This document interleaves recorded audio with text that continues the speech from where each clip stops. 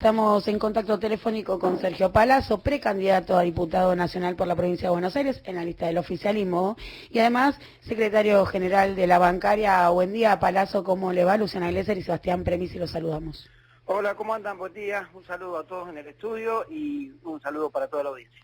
¿En qué andaba cuando le interrumpimos? Ya en plena actividad, ¿no?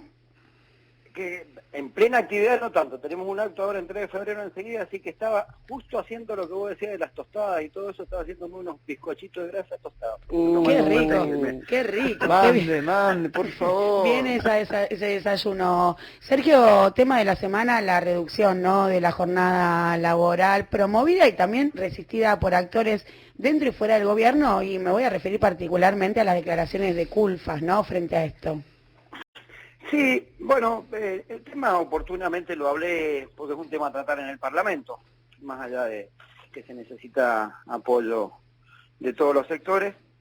Yo lo hablé con el presidente del bloque cuando estuvimos reunidos con Máximo Kirchner, le adelanté que este era uno de los proyectos, él lo comparte. El ministro de Trabajo de la Nación también ha dicho que una de las salidas para generar empleo puede ser la reducción horaria de la jornada de trabajo. Nuestra candidata en primer término, Victoria Tolosa Paz, en el mismo sentido que el ministro, ha dicho que una de las alternativas es esta y que bueno, en el bloque va a contar con varios diputados sindicales que seguramente lo vamos a impulsar y ellos van a acompañar. Así que lo que ha dicho el ministro, también hago una aclaración, yo hablé con el ministro Culfa después de su declaración, él me dice que conceptual e ideológicamente comparte la reducción de la jornada.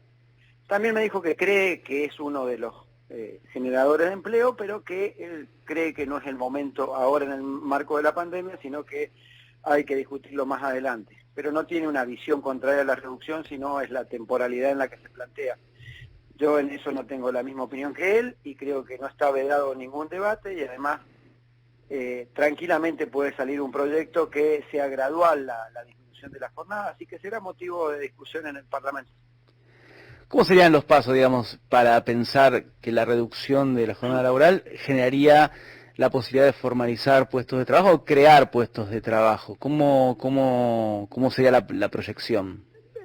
Mira, la idea sería la siguiente, primero explicarlo, ¿no? Hay antecedentes históricos de la reducción de jornada de trabajo, cada vez que hubo una revolución industrial y particularmente la primera, que fue la del motor a vapor, la jornada de trabajo disminuyó, es decir, como una de las consecuencias. Esta es la cuarta revolución industrial, como se la denomina, cibernética, robótica, algoritmos. Entonces quiere decir que hay un antecedente histórico. Segundo, el mundo ha ido hacia eso. Argentina, salvo un par de países asiáticos, es uno de los países que mayor carga horaria tiene semanal, que es hasta 48 horas, hasta 8 horas diarias. Inclusive en la región es uno de los países con mayor carga horaria. En Latinoamérica, salvo Argentina, Uruguay, Paraguay, Perú, Bolivia y Colombia, el resto de los países tiene una jornada menor. Tercero, ante lo que se dice por parte del titular de la UIA, que debería ser con rebaja salarial si hay una disminución horaria, en ningún lugar del mundo donde hubo reducción de jornada horaria, al menos de los que tenemos nosotros registrados, países europeos, los mismos países latinoamericanos, hubo rebaja salarial. Y por último hay dos situaciones, no tendría impacto porque también escuché que podría tener impacto en los precios porque genera un mayor costo, esto generaría inflación. Eso no es así. Cuando uno mira, durante el gobierno de Macri, el sueldo promedio de los trabajadores cayó el 24,4% aproximadamente.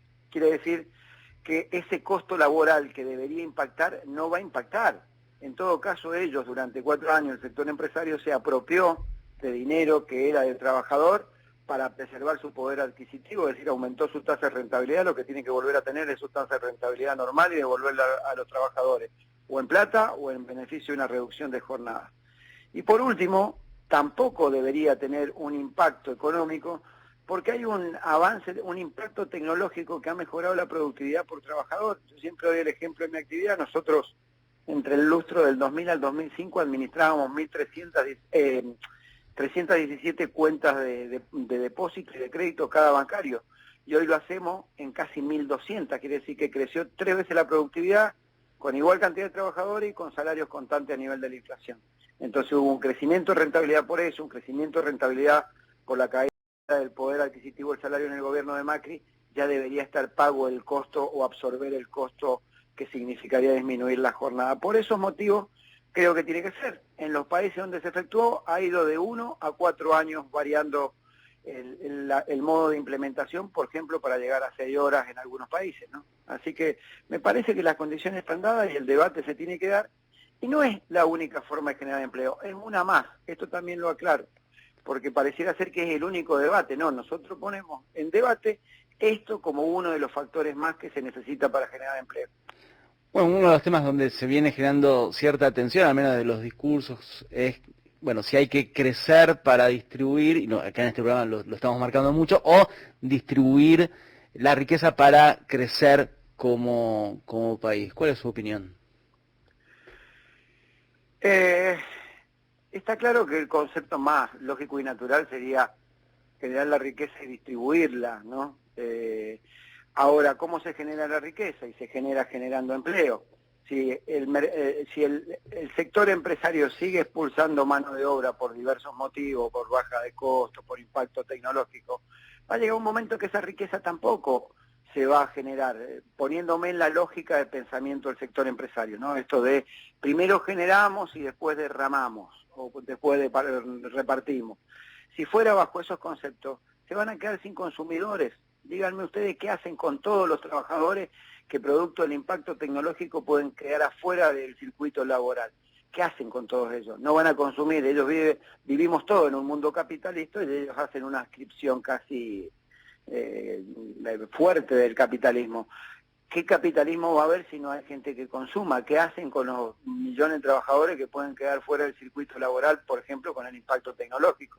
Por eso sostenemos que hay que buscar políticas que generen empleo, que generen recuperación de ingresos, y desde ahí seguramente la gente consumirá y tendrá la posibilidad de requerir menos asistencia al Estado porque tendrá un empleo formal y se podrá revertir la situación o el ciclo económico de caída de la economía producto de la pandemia. Palacio, y para eso es fundamental, esencial o condición sine qua non que el Estado recupere su poder de compra o por lo menos no vaya perdiendo contra la inflación, ¿cierto? Que el salario, claro, sí, por supuesto. Y bueno, hay indicios muy claros y sostenidos durante este año por parte de las autoridades de gobierno, el presidente, el jefe de gabinete, la propia vicepresidenta firmando una paritaria importante junto con el presidente de la Cámara de Diputados, que desde el principio de este año vienen diciendo que tienen que empezar a ganarle los salarios a la inflación a partir de este año. En principio se pensaba en una pauta del 29-30%, se vio alterada por la voracidad empresaria de querer ganar a costa de lo que sea, los precios se fueron corriendo y el propio gobierno habilitó la reapertura de paritarias en varios sectores, entre ellos el mío, y ya hay salarios fijados en el orden del 45% y todos con cláusula de revisión cuando finalice el acuerdo para poder discutir esos puntos más que hay que recuperar. ¿Y qué es necesario para cortar justamente ese círculo vicioso que impulsa esta voracidad empresaria, ¿no? Que a medida que recomponen salarios, entonces vuelven a disputar esa rentabilidad, vuelve a dispararse la inflación, se atrasa el dólar, se devalúa? Bueno, el ciclo que repite la historia argentina, ¿cómo se sortea? Para mí hay que hacer un fuerte control en los formadores de precios. Mira, vos dabas en la tecla al hacer esa secuencia, ¿no? Y me gustaría acompañar tu análisis con lo que pasó en el mes de abril. En el mes de abril el tipo de cambio creció 1.9, los salarios que estaban en el orden del 29 anualizado eran un 2,4 mensual el promedio, no había aumento de tarifas, porque no hubiera un aumento de tarifas durante casi un año, y la tasa de interés iba al ritmo de lo que era la inflación más o menos. Entonces no había motivo, uno dice cuánto dan las órdenes o las variables macroeconómicas, y te daban 2% promedio, y la inflación terminó siendo 4,3%. Esto que indica con claridad que los formadores de precios no atienden razón alguna, ni siquiera la necesidad de portarse como la gente durante la pandemia, y decidieron meterle 2 puntos más a la inflación de golpe. Entonces me parece que tiene que haber un fuerte control, el mecanismo no lo sé, quizás los expertos en economía podrán ayudarnos a dilucidar cuál será el mecanismo. Quizás es más garrote que zanahoria, Palazzo, nada más. ¿Cómo? Que más garrote que zanahoria el mecanismo tan sofisticado de la política. No, lo que digo es que tiene que haber un fuerte control sobre los formadores de precios y eso ayudaría en principio a bajar los procesos inflacionarios, ¿no? Clarísimo, le agradecemos muchísimo su tiempo y la disposición de atendernos en el fin de semana, un fin de semana activo dado la campaña. Así es, enseguida vamos a estar en 3 de febrero con los candidatos presentando la lista acá, así que contentos y de campaña. Muchas gracias a ustedes. Gracias.